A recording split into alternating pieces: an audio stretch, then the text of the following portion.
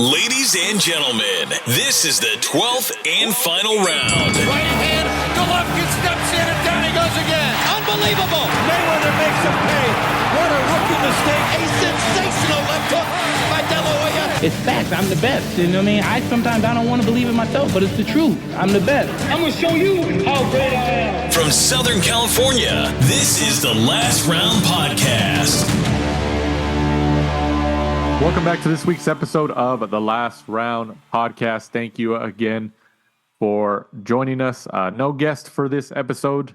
We're just going to, like we typically do, review and preview and then discuss and analyze all the latest news and fights and events in the sport of boxing within the last week or so. Don't forget to rate us 5 stars on Apple Podcasts and Spotify and all that stuff. We're now on YouTube as well. Every time the podcast is uploaded to the respective podcast platforms, it's automatically posted to YouTube as well. So if you're a YouTube connoisseur, that's your go-to platform. We are now on there. Just search the Last Round Boxing Podcast, and you'll see all our logo pop up. And then you can subscribe on there as well. We'd appreciate it. The more subscribers and followers we get, the bigger the guest, the more content we can provide. And maybe do some on-location shows. We've been wanting to do that for quite a few years, especially in front of other listeners and fans during fight weeks and all that stuff. So definitely subscribe and check it out. Jumping straight back into a fight review this past Saturday, the 15th of June, from Selhurst Park, Crystal Palace in London on Sky Sports. Chris Billam-Smith gets the 12-round unanimous decision win over Richard Riakporhe. This was for the WBO Cruiserweight Championship of the World. Billam-Smith wins by scores of 116-111 and 115-112 on the other two scorecards. What'd you think about CBS's win over Richard Riakporhe?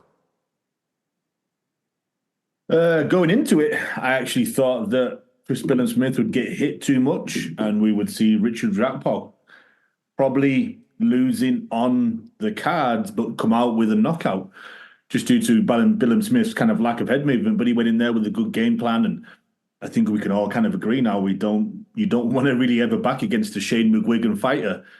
How many times did I go against people like Carl Frampton and people like that back in the day?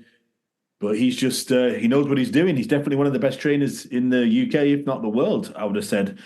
A good workman-like performance from Billam-Smith, never really let Richard Riakporhe get into the fight, get into any kind of rhythm. And I think it's hard to give Riakporhe more than 2 or 3 rounds in the entire fight, to be honest with you.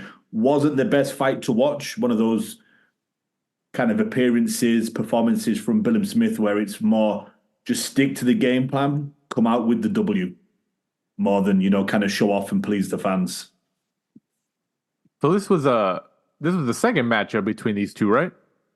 Yeah, correct. Yeah, Richard Riakporhe won the first one early on, and then kind of got lost in the wilderness. I don't know whether it was down to him, down to promoter issues and stuff like that. Whereas Billam-Smith just kind of kept grinding, and you can see the difference. Riakporhe's had, only 17 fights. A lot of those were really kind of like 8-rounders where he was, blasting people out of there, where Billam-Smith's gone away, fought people like Masternak and, really gained some really top-level experience, and obviously been in there, like I said, with McGuigan, also sharing the gym with someone like Lawrence Okoli for all of those years. Look what he's done. I think, if you looked at Chris Billam-Smith when he turned professional, I think his dream probably would have been, like a realistic dream would have been like British level, winning the British title. And then now look at him, WBO champion, talking about going over to fight Zerdo Ramirez and then hopefully, trying to unify with someone like Jaya Pataya. Amazing. So the first fight between these two was in 2019. It was a split decision win for Riakporhe. So now they're each got a win in their column on their records here. So 5 years or so since their first fight until their second fight? When do we see the third fight? Because, we've seen this all the time in combat sports, boxing, obviously. Fight twice. Yeah, you're going to fight 3 times, especially if both fighters split the first 2.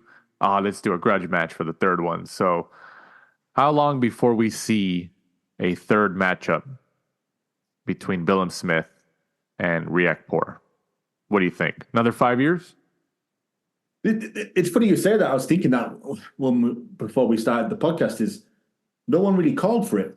I think because this fight was so one-sided, like giving Riakporhe 2, maybe 3 rounds, that no one was really calling for it afterwards. They were all looking like, what big fights are next for, Chris Billam-Smith over in the US. I posted today on our Twitter that Zurdo Ramirez kind of released some text messages, some DMs, I think, on Twitter or Instagram from Chris Billam-Smith saying like, hey, let me win my fight in June. I'll come over to the US and we'll do a big fight then. So those two have already spoken. It's just now up to, can Boxer and, Golden Boy reach some type of agreement for that fight? CBS already said that he would come over stateside, probably something to tick off, his boxing bucket list, a big fight in Los Angeles or maybe even, Las Vegas, depending on where they want to do it. Yeah, I think Riakporhe seems to be left, in the wilderness, back. He's kind of like in the rear mirror now. No one's really talking about that fight. He kind of really needs to go away and rebuild because he was well and truly schooled, really, over the 12 rounds. And that's probably going to be hard for him to take. So do we know if Ramirez is still with Golden Boy? Because wasn't there some news a couple weeks ago or some type of information that said that they were no longer together? Was that incorrect? Yeah, I'm not too sure. He never heard anything officially from Golden Boy or Oscar De La Hoya, so it remains to be seen, I guess. Yeah, no one's really spoken about that too much. Where I can't see where he would go. He's already been with Top Rank, fell out with them. Golden Boy for a few fights. They did pretty good with him. So, where's he going to go unless someone has, a lot of fighters in and around that weight division? That tends to be what promoters do, don't they? They just kind of stack certain weight divisions and then just kind of use everybody against each other. So they're getting like both slices of the pie, essentially. And Zurdo obviously holds the WBA Cruiserweight Championship. And the only loss on his ledger was against Dimitri Bivol. That was in Saudi Arabia, I think. Yeah, I'm for that fight. Bring CBS over to the States, and then, like you said, it could be LA, could be Vegas. I think it's either going to be LA or Texas, because Zurdo is obviously the draw here in the States primarily, and they want to go after the Latino fan base. I mean, Golden Boy, that's their bread and butter. So it's either going to be in Texas, which honestly would probably be my guess, just because of it's a little bit more business friendly, no state tax and stuff like that. Big Latino population, so it just depends. Maybe San Antonio, Dallas. I would say San Antonio possibly. But I think in LA this fight would sell. So it just depends on where they go. And Zurdo right now is 46-1 with 30 KOs. CBS. Do they call him CBS? I'm looking at his name and he's got the initials. Does anybody give him that, or do you think he'll get sued for a copyright? Yeah, CBS. That's what they call him for short in the UK. So CBS is 20-1. Who would you like in that fight? Zurdo versus Billam-Smith.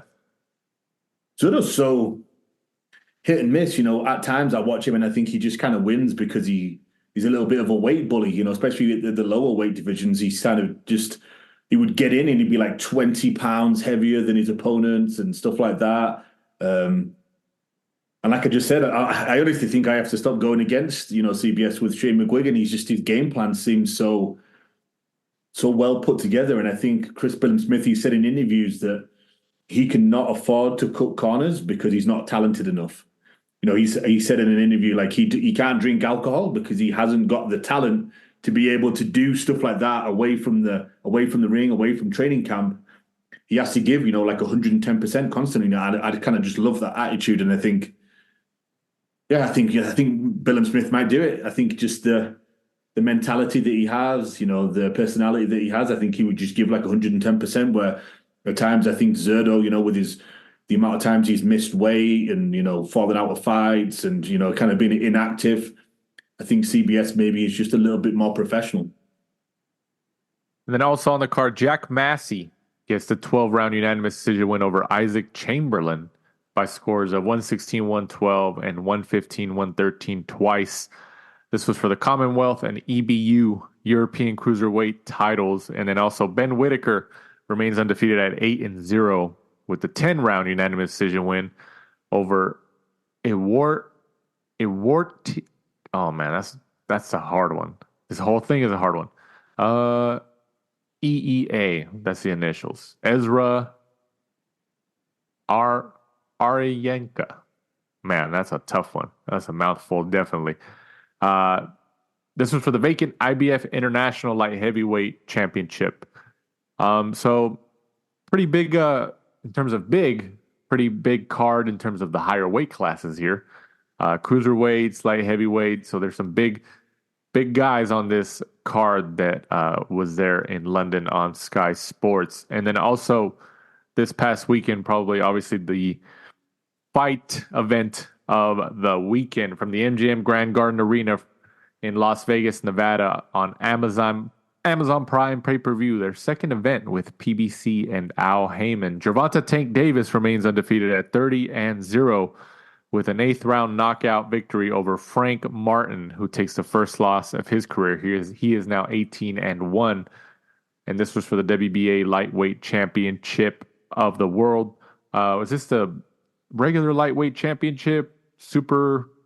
Are we still messing with those, or what's going on here? Right, exactly. All the belts come out for Gervonta, regular, gold, super duper. The WBA seemed to love giving Gervonta Davis a strap, but... So let me ask you this, because we didn't really, we've had guests a lot the last several weeks, and we haven't really dissected these fights, just you and I. There was a couple people who asked me about the fight, and I said, you know what? I was like, I'm not sure what to expect, because Frank Martin hasn't. This was a big. Yeah, he was ranked in top 5 in Ring Magazine, I believe, and other rankings and stuff like that. But to me, he hasn't really shown anything yet, and this was a pretty significant step for him to fight somebody like Tank Davis. So I would tell people, I was like, you know what? I don't really know. I was like, my easy pick is Davis knocks him out, which obviously happened. And I told people that. I was like, I don't know what to expect from Martin. It's pretty much, this is a big stage for him. And if he shows up under the lights, then, that happens. But if not, there were some good shots he got in there. I know there was one moment where he seemed like he buzzed Tank Davis, but Davis took the shot well. But it kind of ended how I thought. It was kind of strange. Like Martin kind of just stayed in that corner, and Davis just attacked him, just walked him down, and literally kept him in that corner and knocked him out. So,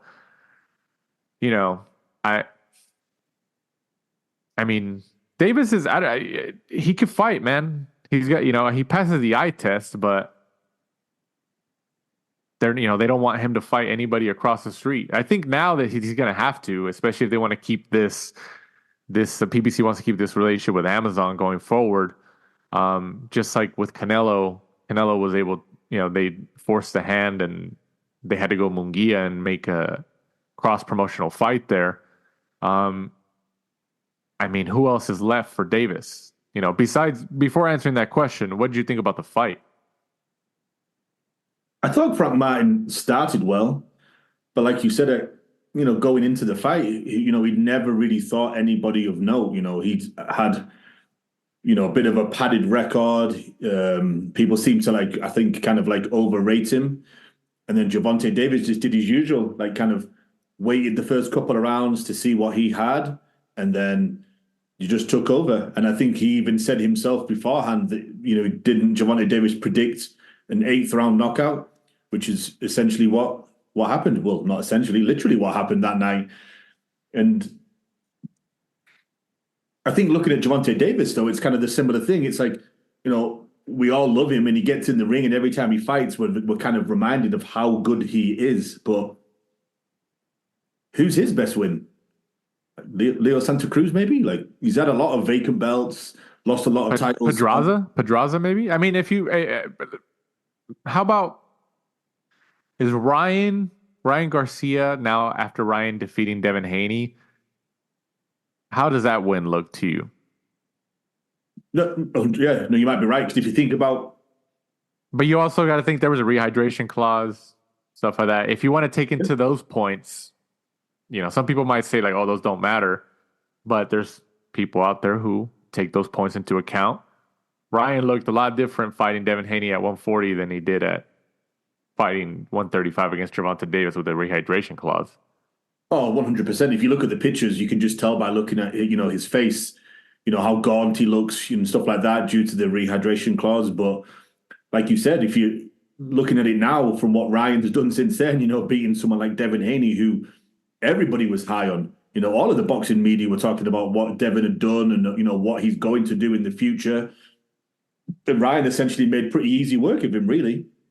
So, like, I would probably imagine, like, maybe Ryan Garcia, Jose Pedraza, or somebody like a Leo Santa Cruz, because Leo Santa Cruz at the time was 37-1-1, and he was also a multi-weight world champion. But see, Santa Cruz is a 126 pounder, man. Like, that was a good high profile publicity fight, but Santa Cruz was always way smaller than Davis. Davis has always been a big guy.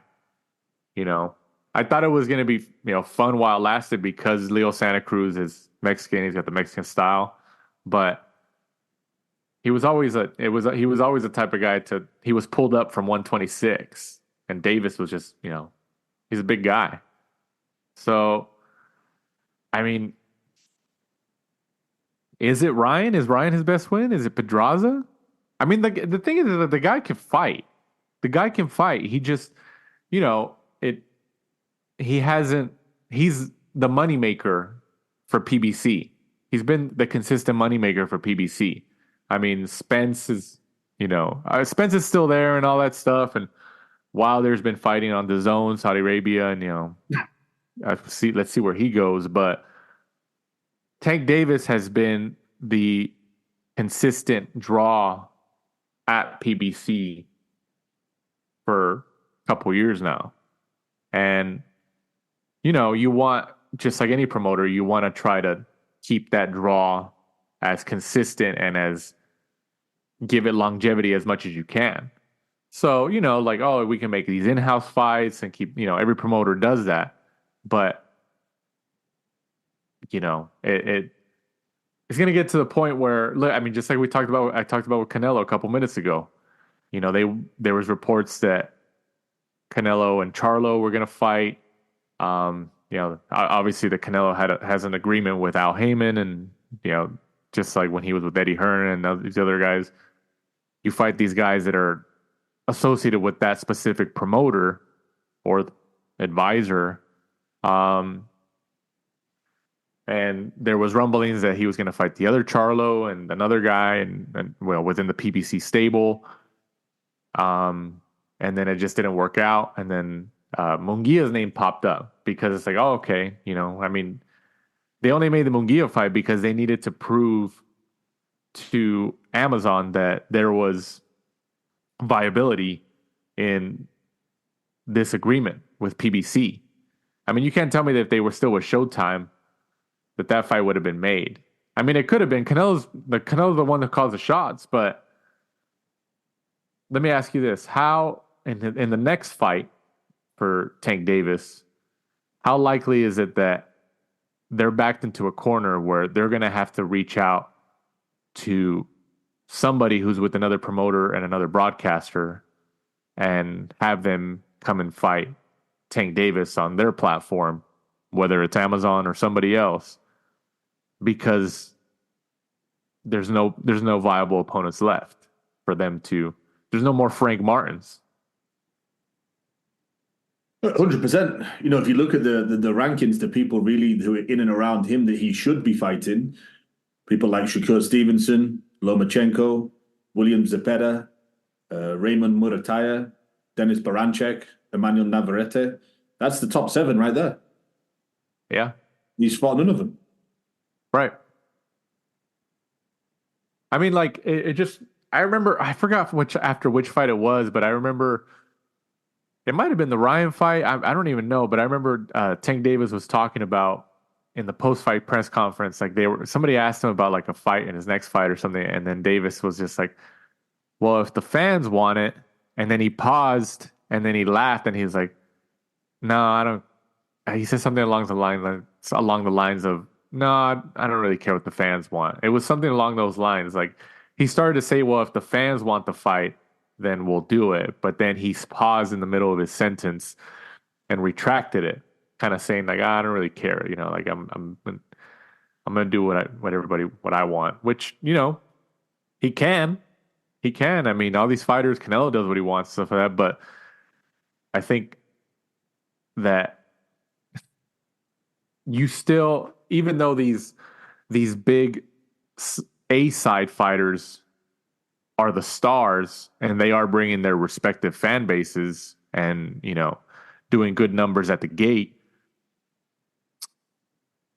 you know, you still need that semi-marquee or formidable opponent across from you to get that extra level of spectator to want to watch, you know, especially the people who are like, oh, you know, I don't know who this guy is, or, oh, he's fighting, like Canelo fighting Munguia, like, oh, he's fighting Munguia and he's Mexican. He's a, you know, there was people asking me about that fight who they heard of Munguia, but they're like, oh, he's undefeated. He's a young guy, you know, it's kind of like De La Hoya. People were like, oh, it's like De La Hoya versus Chavez in the 90s. And, you know, like just making their own scenarios in their head. I mean, who ideally could Davis fight? Like, Shakur Stevens is supposed to be a free agent after next month, I believe. You know, if he signs some type of long-term deal or some type of multi-fight deal with maybe Al Heyman, then I can see him getting the fight. But if they don't get him for like a multi-fight deal with PBC and Shakur Stevenson just wants to do a one-fight deal just to get to the Davis fight, I think it's going to be difficult for him to do it business-wise. But, I mean, he is going to be a free agent. He's not going to be top ranked, so maybe it might be a little easier to make a deal with Shakur Stevenson. But Shakur Stevenson's dangerous, you know? Like, regardless of his style and, you know, how entertained people are watching him, that's a dangerous fight for anybody in and around those weight classes. But Davis can fight, man. That's not even like, I don't think people are questioning his talent. I think they're just questioning the level of opposition. You know, Frank Martin was a decent opponent, but you know, it was more like, oh, it was a significant step for Frank Martin. And did you see that last week during fight week? Leonard Ellerby, who I believe, according to Floyd Mayweather, is no longer associated with Mayweather Promotions. So I wonder what happened there. And then Richard Schaefer is back in it. Like, he's supposedly the head of Mayweather Promotions. So that's an interesting turn right there.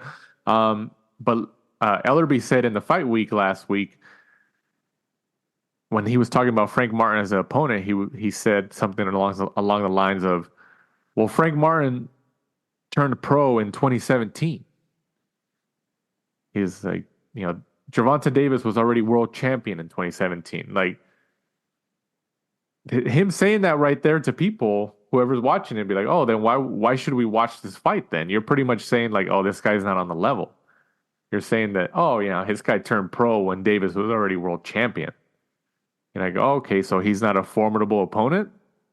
You know, like, I don't know. I thought it was interesting, but I mean, the fight ended how I thought. I thought Davis is good under the lights, man. You know, he's box office right there. He's box office, and he does pull in the crowds at the gate.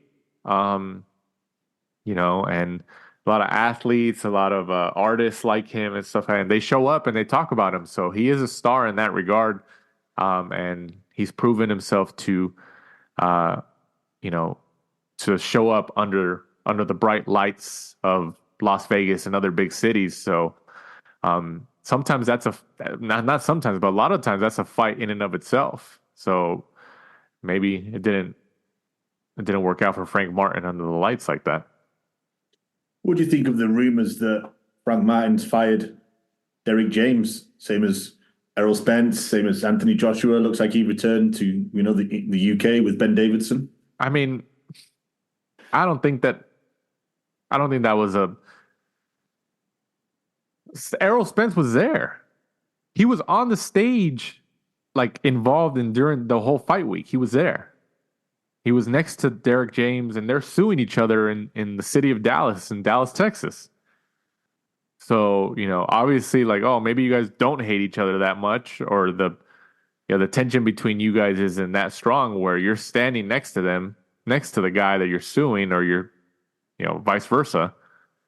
So, I mean, I don't think that's a Derek James problem. I don't, but it's just like anything. Like the trainer is always the first to go. Like when a fighter takes a loss, like, oh, it's your fault. I mean, sometimes there's justification for that, but a lot of times it's not really has nothing really to do with it. It's just like, oh, you just fought a better guy. We trained you as much as we can, but everybody has their limits, and you just fought a better guy, and it just didn't work out. So, I mean, if he left Derek James, it is what it is. I mean, did Errol Spence get in his ear and Frank Martin's ear after? And it's like, you see why you need a fresh start. I left him. Maybe you should leave him too. I don't know. I mean, so he went back to who? Or he went back to the UK? But Anthony Joshua, obviously, AJ, yeah. No, not Frank Martin, though. With Frank Martin, I believe the rumor is that he left or fired Derek James shortly after, which is, I mean, gyms seem to blow hot and cold, don't they? How long, it was 6 to 12 months ago that Derek James was the hottest thing in the world. So, what do you think about that? The judges, obviously, Davis got the knockout in the 8th round, but if you look at the judges' scorecard at that point, Davis was only up 67 to 66. Did you agree with that? I thought the scorecards weren't too bad. I thought Frank Martin started well, and then Davis came back into it. So it would be, I think the scorecards, I mean, luckily, with some of the crazy scorecards we saw this weekend, luckily, it didn't go to the scorecards. So. Right. Exactly. But, going back to like that knockout in the 8th round that finished the fight, Davis had him in that corner, and like Martin just didn't seem like he wanted to get out of that corner. Maybe he was trying to like set a trap, but I feel like Davis is too smart for that. I mean, obviously he was, and he just walked him down to the corner, and boom, that was it. I mean, I don't know. Like, Davis is the cash cow over there at PBC. He's the star, so they're gonna ride that train as long as they can. I mean, he's already 30, but let's see how long they can ride the train for. But like I said, nobody questions his talent. The guy can fight. He's a killer. If you put him up against a Lomachenko, against a Shakur, against these other guys, Davis is probably might be the favorite. In a lot of those fights, the guy can fight. He could fight, but I think the Lomachenko fight now, with Loma's taken losses, several injuries. People are starting to say that he's slowing down. His performances aren't as good and as explosive and as good. I can't think of the word I'm looking for there, but they're not, his performances aren't as good as they used to be. Maybe it's a good time for Gervonta to fight someone like him. Yeah, no, I could see it. I mean, they've been saying it for years now, since like 2017. Like, there's articles of Mayweather saying it, like, oh, Lomachenko can wait. That fight can wait. That's not the right time for it. It's not the right time. It's been years. So, maybe the right time's now. Lomachenko's a little older. He's had a couple losses. Loma looked good in his last fight, but at the end of the day, Lomachenko's still involved with Top Rank, and he's still under their tutelage over there. That's why I said, like, Shakur Stevens is a free agent after July. So, bring him in to PBC and they get to keep all that money in-house instead of sharing it with another promoter. Maybe that's that. I mean, Ryan Garcia was there wearing his shirt saying the rematch. He wanted the rematch, but, and then he got on the ring and like hugged Davis and stuff like that. I mean, you don't think that PBC and Davis want to make a rematch with Ryan Garcia now that Ryan Garcia is coming off a big win over Haney? The box office, even though Davis will be the big favorite still, like I still think Davis is a huge favorite and probably knocks him out again. But they know that they can make the most money with Ryan Garcia. He's the other superstar. So don't be surprised if you see that fight before the end of the year. Again, the rematch. I think it would sell as well if they kind of changed the rules and did it at, say, like a 140. Something like that, or like a catch weight, like a 143, because then you could sell it like, now we're in Ryan's terms, instead of like going to. But does Ryan, after 2 pay-per-views, does Ryan get the terms now, or? I think just to sell it to everyone, because if you sell it like, hey, it's going to be 135 rehydration clause, then people are saying, well, what's the point? It's going to go the same way as the first one. But to kind of sell it a little bit more and make people interested. I don't think Davis and PBC will take that fight at 140 without a rehydration clause. Because Ryan, he bulks up. Like he rehydrates a lot.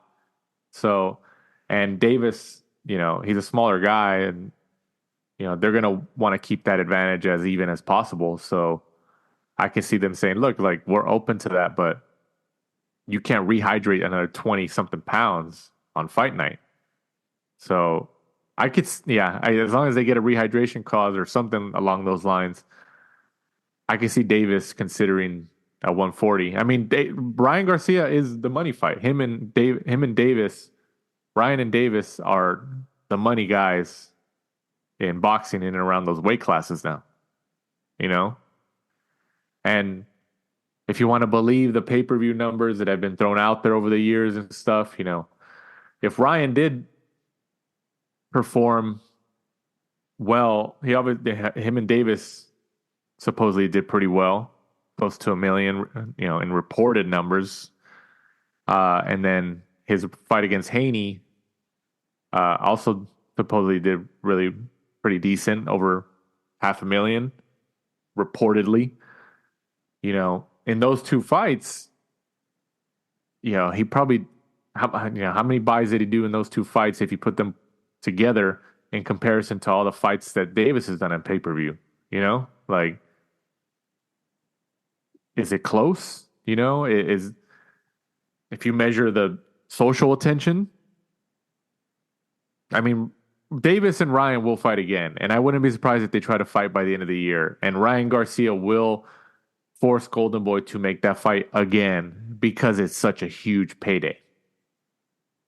It's a huge payday, and that he forced the first fight. He forced the first fight by complaining online and stuff. But I mean, I think he knew. He was like, "Yeah, this is a big payday, and I need to make this money. This is my first big payday," and it worked. He got paid a ton of money from that fight. And now he knows that the second fight is even bigger, especially after Ryan's win over Haney. So don't be surprised if by the end of the year you see a Davis-Ryan rematch. Don't be surprised about that. Because I could totally see it. But it just comes to like, okay, who's gonna have the A side here? Because Ryan, some people might look at it like Ryan Garcia has proven that he's a draw. He's like, hey, I deserve 50-50, or oh no, I've done my pay-per-views. I've done more, even though I've only done 2. Who's the A side here, or is it an A minus, or A minus and B plus side? Like, what are we looking at here? But yeah, if I had to pick, Ryan Garcia is the fight that Davis runs back by the end of this year. Who do you think before the end of the year, if anybody? You just don't know with PBC. That's the problem, do you? You just don't know if they're going to share their toys, essentially, and, send someone over to Top Rank because, I think the fight we'd all love to see would be the Lomachenko fight. And then maybe, like the Ryan fight for, huge pay-per-view numbers, later down the line. But maybe Shakur, if Shakur signs with PBC, gives them 2 fights, 3 fights, then I could see that fight maybe. Yeah, those are probably the 3 fights you could maybe see, unless PBC just pulls some random name out of anywhere. Well, I think they're in a corner now. I think after this fight, they're in a corner. So they're going to have to...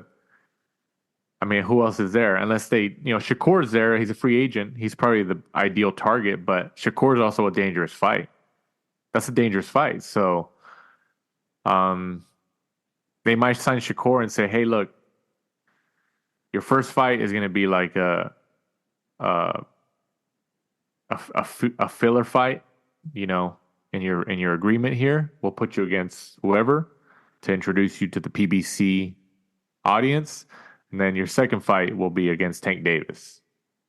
I mean, I could see something like that if Shakur signs with them. Or maybe they try to do like a Haney deal when Haney went to Top Rank. I'm not sure, but I think PBC's in a corner right now with Davis, and his next fight's going to have to be somebody prominent. It has to be.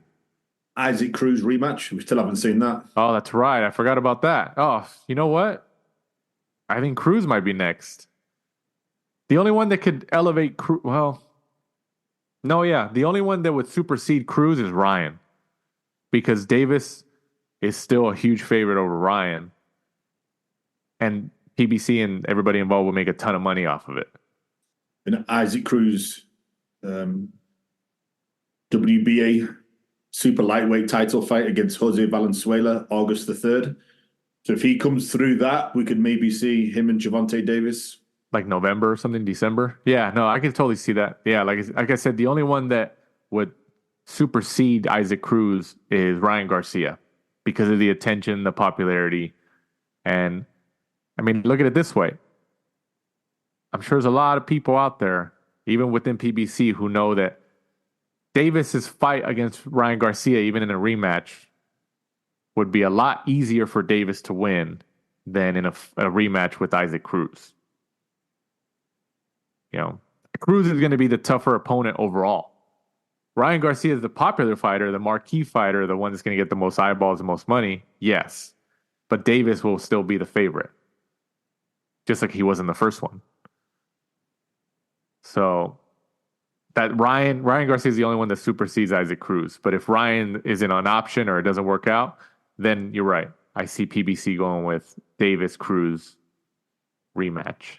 So that's my pick. It's one of those two in the next fight for Gervonta Tank Davis. Also on the card, David Benavidez remains undefeated at 29-0 with a 12-round unanimous decision win over Alexander Gvozdyk, the Nail. This is for the WBC Interim Light Heavyweight Championship of the World. Benavidez wins by scores of 117-111, 119-109, and 116-112. Let me ask you this. Were you surprised that there was no stoppage here by Benavidez? With all the talk that he's talked about saying, oh, yeah, I'm going to do this at 175. I'm going to just unify up there. I'm going to fight all those guys. Maybe he seems like he met a guy who's his size or a little bit bigger who could take his shots, and it didn't work out. Yeah, I mean, going into a brand new weight, it's not a weight that he's been at for some time, where he's managed to do, the strength and conditioning to get himself ready for that, competition for the bigger guys, because he's so used to boiling himself down. So I think that probably played its part in that. And then also he was facing somebody that's got a long established career, as a professional and as an amateur, and somebody that could probably old man themselves through those bad spots and kind of avoid him, getting knocked out, because he's facing a former world champion. And I thought it was a good fight. I think I agreed with Benavidez when he said that he he would probably rate himself like a 7 out of 10. I think I would have agreed with that. And then it's kind of, where does he go from here after that performance where I think everyone was kind of, thought it was a little bit lackluster? Does he stay at 175 and wait for, the Bivol and Benavidez winner? Does he go back down to 168 and kind of campaign louder and more for the fight with Canelo? I don't think he can make 168 anymore. He says that he could.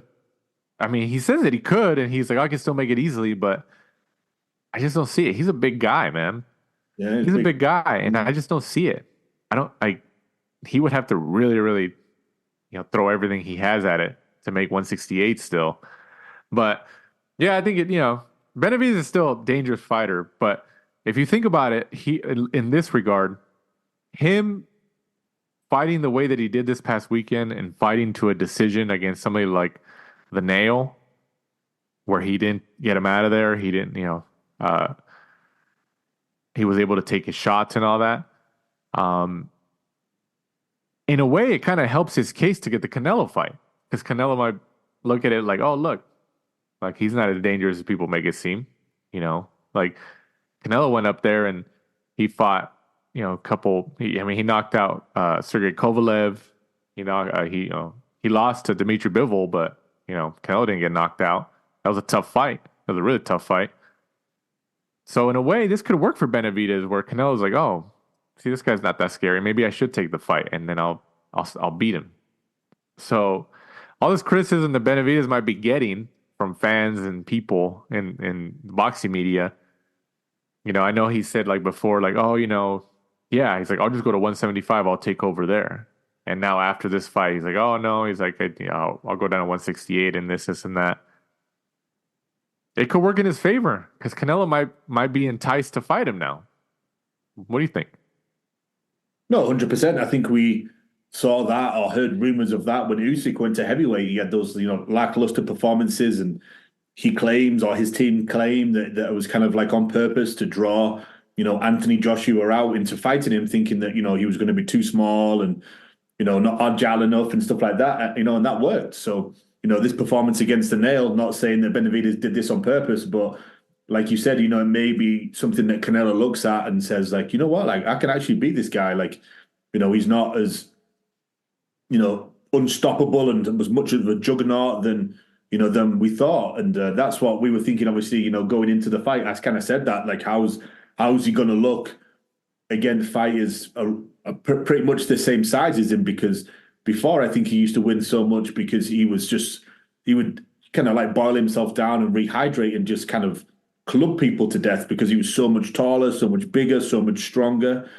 So to see someone, relatively the same size as him, it didn't seem to work. And, like we said, it was a lackluster performance all around. So, where does he go from here? Are we going to ever see the Canelo fight? I think is the thing that everyone keeps shouting about, and if not, then are we going to see the Bivol Benavidez fight? And, that would be, him against Benavidez would be flipping amazing. No, yeah. That'd be a crazy, crazy matchup. And then Canelo, assuming he still fights in September, which has been his kind of bread and butter for the last several years, we're already close to the end of June, closer to the end of June here. Coming up on 2 months in July before his September bout. Usually they try to announce it within 8 weeks. Yeah, I mean, was it the last one? It was kind of late as well. Yeah, the one in Munguia was kind of late. Yeah, I think it maybe because he's gone through everyone in the division now. It's kind of that's the thing. Yeah. He's fought everybody. Like, what can he do? Like he might have to retire earlier than expected just because he's kind of went through everybody already, regardless if he's won or lost. Yeah, he's just gonna have to go back around again. Second go. Yeah, I could totally see that. But we'll see. Unless he fights the other Charlo in September, which honestly I wouldn't be surprised if that happens. I mean, think about it. Like, really think about it. It's probably going to happen. I don't see anybody else. Unless you throw Spence in there. That's a curveball. Spence is a big guy too. He rehydrates pretty big. I mean, I could totally see that.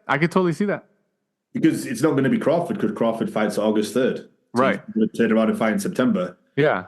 I could totally see that just to throw a curveball to the fan base and to people. Like, what the heck, Spence? I mean, don't be surprised about Spence's name in there. You never know. You really never know.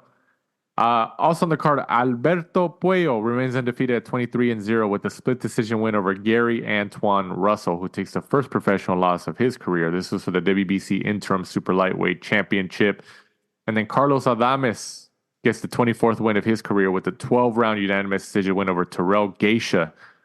Adames wins by scores of 119-109, 118-110 twice. This was for the WBC Middleweight Championship.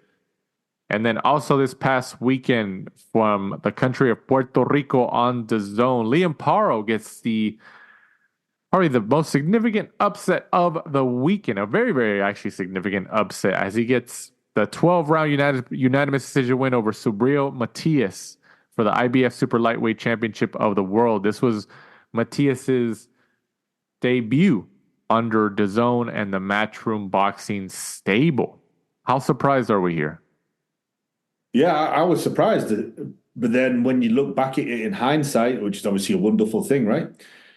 You do then notice that, he hadn't fought too many guys that were highly ranked, but I think we were all just kind of fell in love with the fact he was just knocking everybody out. And then when he lost to Paro, and you kind of look at his record a little bit more thoroughly, and you kind of like look at the people that he'd fought and the rankings of people, a lot of it were kind of like knockover fights, but he was still getting in there and doing it, so we can't take that away from him. And I thought he actually did pretty well against Paro. I know he went in as the favorite. I think he, in terms of hitting the big shots, which were probably the more powerful shots, I think Matias probably did more of that. But Paro just had a very good game plan. Kind of kept him twisted and turning. Did eat a few shots, to kind of show what type of man that he is. I thought it was a good performance.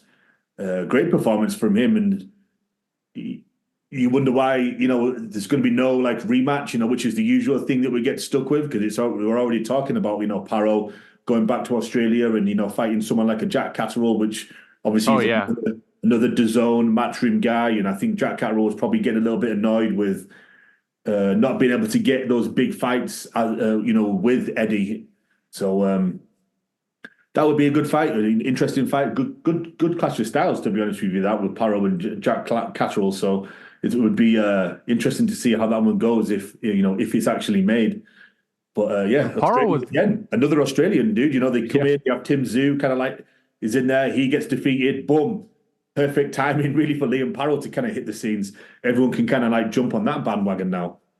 And Paro was deducted at one point in the 7th round too for rabbit punches too. And he still got the win by scores of 115, 112, 116, 111, and another 115, 112. So, yeah, I'm sure Eddie Hearn and DAZN are going to try to, as hard as they can, to try to do a rematch as soon as possible for Matias, especially with their investment in Matias. But like you said, Paro, going back to Australia, there's a draw there now, and Jack Catterall. Paro versus Catterall in Australia, that's a pretty significant matchup and event over there that people will show up for. So, yeah, this was huge, man. I know Davis was the big news of the weekend. He was the significant event, but this was probably, from a boxing perspective, like the hardcore boxing fan, this was probably more significant news than anything. That Matias, being billed as this killer, and I think we all thought like, he's the guy, or nobody wants to fight him. And Paro came in and got the win. So that was definitely interesting. So we'll see how their careers go moving forward. Moving on to fight previews. This is coming Friday, the 21st of June. From Bolton on Channel 5 in the UK. Lyndon Arthur, 23-2, goes up against Liam Cameron, 23-5 for the vacant WBA Intercontinental Light Heavyweight Championship. What's your take on Arthur at this point? Interesting matchup. Lyndon Arthur, had that unbelievable win against Yard, and everyone was really, really high on him. Then, came back, lost the rematch. Liam Cameron had that huge, what was it, like 4 or 5 year ban because he tested positive for cocaine, which is, a super lengthy ban where people, get a 6-month ban or a 12-month ban, for testing positive for performance enhancing drugs. So to get such a huge ban is kind of crazy. He's come back, done really well so far. Big step up for him getting in with somewhere like Lyndon Arthur, but I think it's, a huge step up for him, a huge chance for him to, get a win and then kind of get back into the scene. Because, that huge, time away from the ring due to the ban, coming back on the smaller hall shows. So unbelievable chance for him. And, I'm sure something that he's going to want to grab with, both hands. And it's on terrestrial TV on Channel 5 in the UK. So it's free for everyone to watch.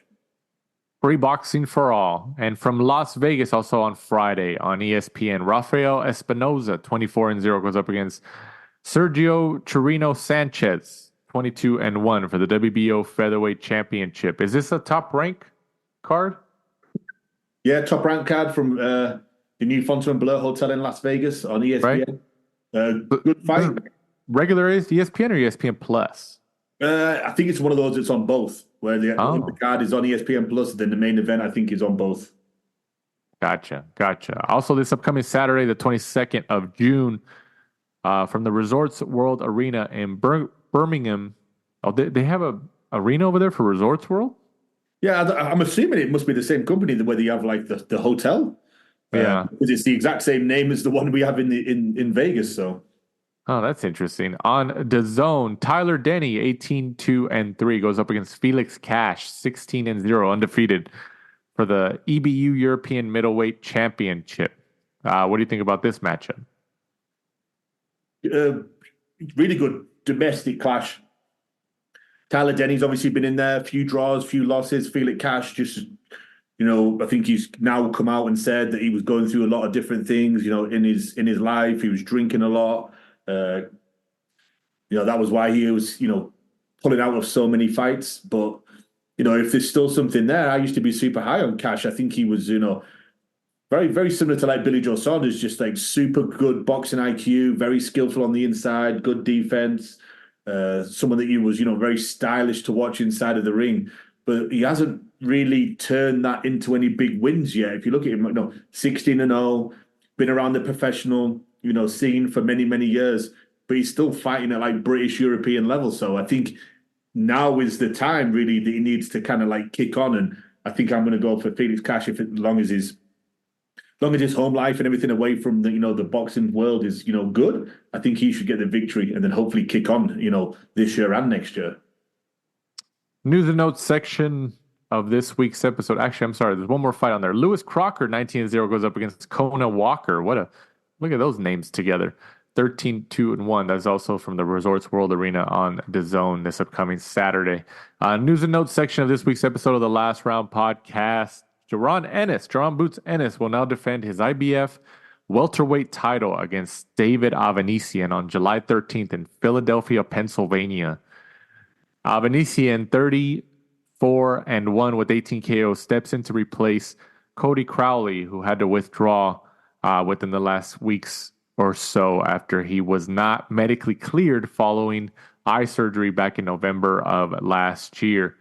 The 35-year-old Russia native is ESPN's number 8 welterweight. Avanesian returned in November with a 4th-round TKO victory against a journeyman with the record of 11-55-3. His first fight since he was KO'd by Terrence Crawford in the 6th round of their December 2022 bout. So, I still think Ennis will draw pretty well in Philadelphia, his hometown. People will show out to support him here. I obviously Crowley was a better matchup, but I think a lot of people were showing up for Boots Ennis in Philadelphia. Crowley or Avanesian, aren't significant names. And I still think he's going to draw a pretty decent crowd and do pretty well in his hometown. And then also Floyd Mayweather posted recently on his social media channels that Leonard Ellerbe has stepped down from the position of CEO of Mayweather Promotions, and Richard Schaefer has been appointed the new CEO of Mayweather Promotions. So that's what Mayweather announced. They asked Leonard Ellerbe last week during the fight week of Tank Davis and Frank Martin, even before Mayweather posted anything. about if there's any issues at Mayweather Promotions or anything, and he said, no, there's not. There's nothing going on. And then Mayweather subsequently posts this. So trouble in paradise over there. Something's going on over there. Let's see what Richard Schaefer does. I don't expect too much. It seems like Schaefer always finds his way where these new companies pop up. But we'll see. We'll see what exactly happens. And then the monster Naoya Inoue has a planned September return, and he's likely going to face. We'll see at the moment, but MJ, right? Akhmadiliev on September 25th. What a matchup that will be. That might be his toughest test to date. You never know. That's definitely a fight right there.